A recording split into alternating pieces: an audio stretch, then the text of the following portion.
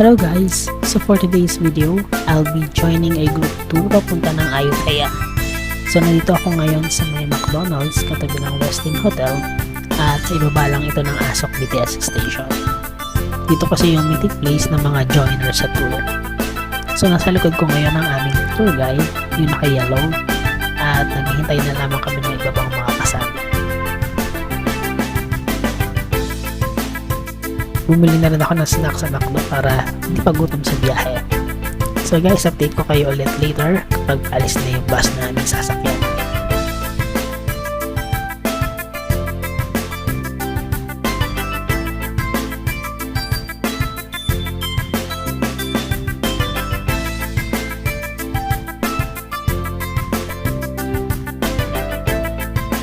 Okay guys, nakaalis na yung bus papunta ng Ayutthaya.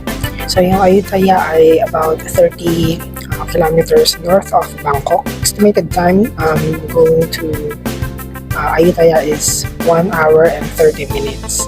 So itong buong tour na to ay aabutin doon ng about 8 to 9 hours at babalik ng Bangkok around 6 o'clock p.m. So 28 guests yung laman nitong bus. Dito kami ngayon sa Bangkok Royal Palace at medyo less ang videos kinukunan dito kasi bawal siya, so more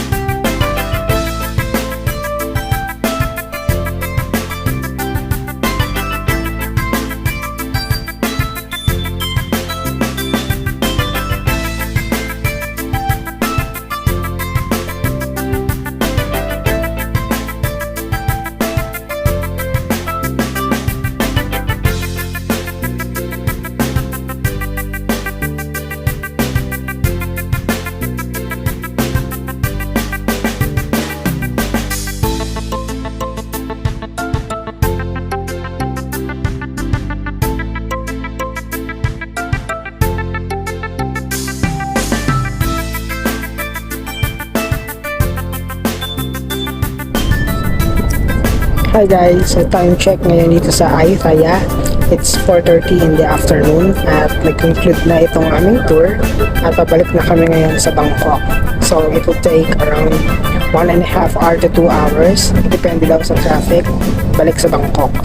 At so far, nag-enjoy naman ang bawat isa at marami kaming natutunan din dun sa aming tour guide kasi ina-explain niya lahat ng mga Buddhas at yung background ng bawat pinuntahan namin. So, very full of knowledge yung tour na ito. At ngayon ay babalik na kami sa Bangkok and I hope nagustuhan nyo rin yung mga pictures at videos dito sa vlog na ito. So, until next vlog, see you guys!